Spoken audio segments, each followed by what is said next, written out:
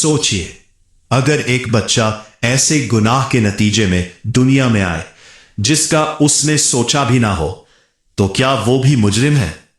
نبی کریم صلی اللہ علیہ کے زمانے میں ایک عورت لرزتے قدموں کے ساتھ آپ صلی اللہ علیہ کے سامنے حاضر ہوئی۔ اس نے خود اقرار کیا کہ اس سے زنا ہو گیا ہے اور وہ حاملہ ہے۔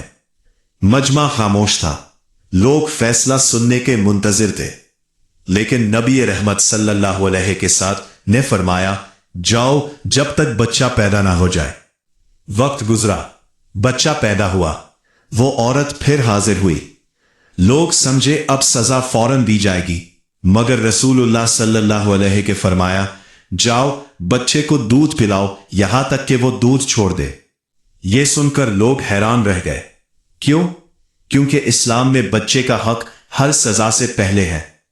جب بچہ دودھ چھوڑ چکا تب حد قائم کی گئی اور فوراً حکم دیا گیا کہ بچے کی پرورش کا پورا انتظام کیا جائے۔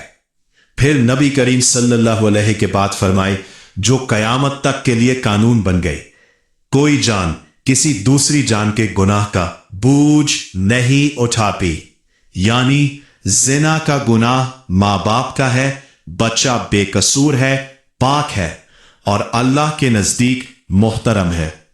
اسلام ہمیں سکھاتا ہے نفرت نہیں، رحمت، عدل اور انصاف۔ اگر آپ کو یہ پیغام دل کو چھو گیا ہو تو چینل کو سبسکرائب کرے، ویڈیو کو لائک کرے اور اس سچ کو شیئر کرے تاکہ ہر معصوم کے حق کی آواز پہنچ سکے۔ جزاکم اللہ خیرہ۔